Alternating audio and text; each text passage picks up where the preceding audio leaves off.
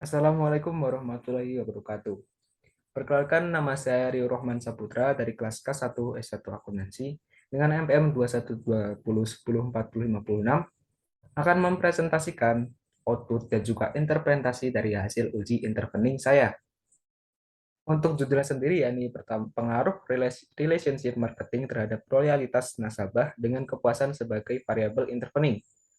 Untuk skripsi ini ditulis oleh Novi Rizkyani dengan NPM 731140927. Untuk keterangan variabelnya dari uh, skripsinya, yakni yang pertama X1, yakni ikatan keuangan, X2, yakni ikatan sosial, X3, ikatan struktural, untuk Y-nya yakni kepuasan, dan juga variabel Z-nya loyalitas. Oke, langsung saja untuk outputnya, yakni yang pertama dari hasil uji regresi model satunya, analisis datanya yakni diketahui nilai R square sebesar 0,349, maaf 0,349, yang menunjukkan bahwa pengaruh X1, X2, dan juga X3 terhadap Y adalah sebesar 34,9%. Untuk 0,349 ini dijadikan persen, sementara 65,1 sisanya dari 34,9 dikurangi 100%, maka dihasilkan 65,1, yakni adalah kontribusi dari variabel lain yang tidak termasuk dari variabel-variabel lain dalam penelitian. Untuk nilai E1 sebesar 0,651 yang didapat dari akar 1 dikurangi 0,349. Kemudian dari hasil ANOVA-nya sendiri, yakni untuk hasil ANOVA-nya pada koefisien dan juga koefisiennya, yakni pada output model 1 dilihat pada tabel koefisiennya ini dapat diketahui bahwa nilai F signifikasi dari ikatan keuangan X1 sebesar 0,000 yang lebih kecil dari 0,005. Ini hasilnya, maka variabel ikatan keuangan atau X1 berpengaruh signifikan terhadap variabel tingkat kepuasan Y. Yang kedua, yakni diketahui bahwa nilai signifikasi dari ikatan sosial X2 sebesar 0,001 yang lebih kecil dari 0,005. Maka variabel ikatan sosial X2 berpengaruh signifikasi terhadap variabel tingkat kepuasan Y. Yang ketiga, yakni diketahui bahwa nilai signifikasi dari ikatan struktural X3 sebesar 0,001 yang lebih kecil dari 0,005. Maka variabel struktural X3 berpengaruh signifikan terhadap variabel tingkat kepuasan Y. Kemudian ada grafiknya dapat dilihat di sini. Yakni yang pertama X1, X2, X3-nya berpengaruh terhadap Y dengan X1-nya 0,354, maksud saya berpengaruh terhadap Y, X2 0,272, dan juga X3 0,291. Sedangkan X1-nya yaitu 0,651. Kemudian yang kedua ada hasil uji regresi model 2 dengan menggunakan model summary dan juga ANOVA. Stack koefisien. Kemudian dari output ketiga tersebut dapat disimpulkan bahwa regresi model 2 besarnya nilai R square yang terdapat pada tabel summary sebesar 0,357. Tabel summary 357. Hal ini menunjukkan bahwa kontribusi X1, X2, dan Y terhadap Z adalah sebesar 35,7%, sementara sisanya 39,0 merupakan kontribusi dan dari variabel lain yang tidak diteliti. Sementara untuk nilai E2-nya sama dengan akar dari 1 minus 0,357 sama dengan 0,645. Demikian diperoleh dari jalur model struktur keduanya, yakni sebagai berikut. Karena saya menggunakan tiga variabel independen X, yang ini dapat diberikan dari X1, X2, X3-nya berpengaruh pada Z, yang kemudian Z-nya berpengaruh pada Y. Di sini X2-nya berpengaruh dengan Z dan juga Y.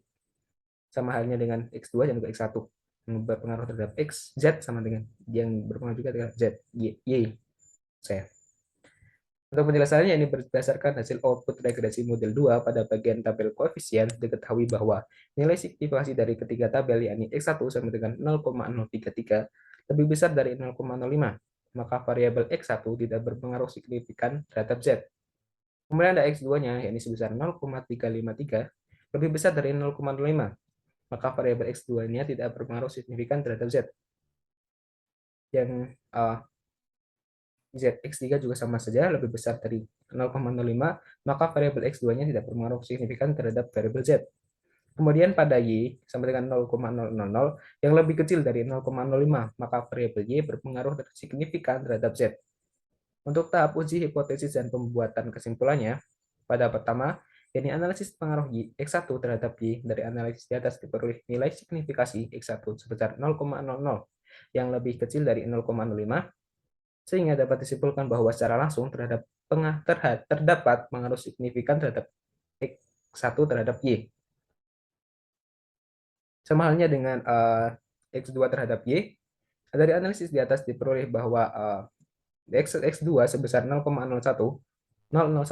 lebih kecil dari 0,05, sehingga dapat disimpulkan bahwa secara langsung terdapat pengaruh signifikan terhadap X2 ke Y.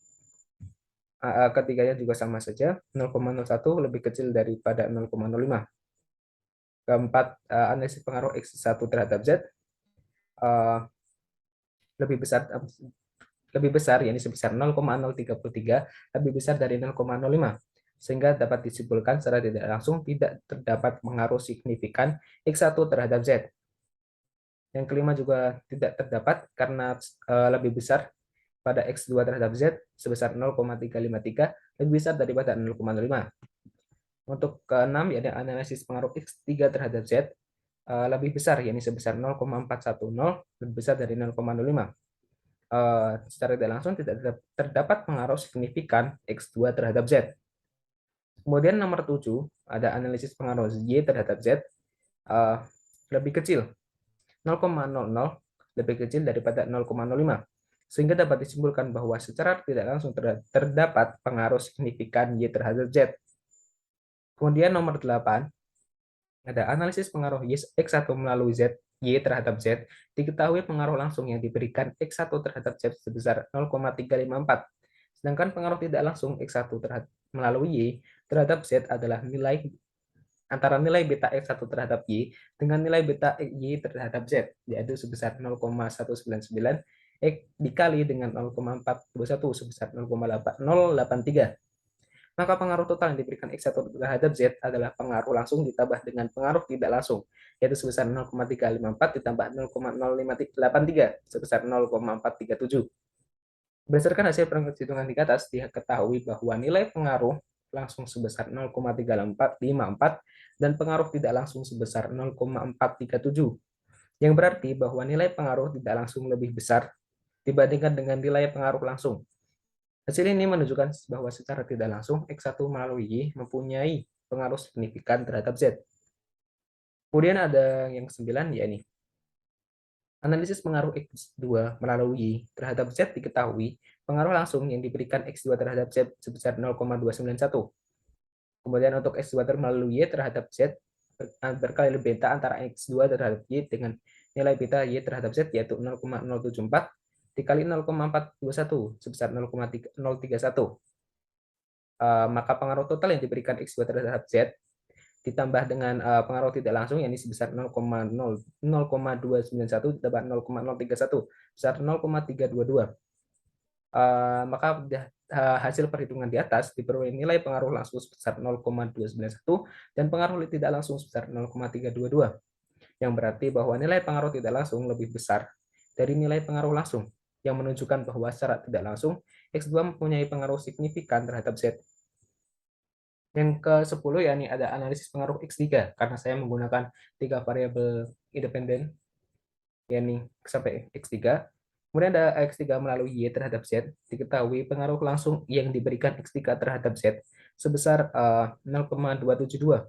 Sedangkan pengaruh tidak langsung X3 melalui Y terhadap Z adalah perkalian antara beta X2 terhadap Y dengan nilai beta Y terhadap Z, yaitu 0,081 dikali 0,421 sebesar 0,34.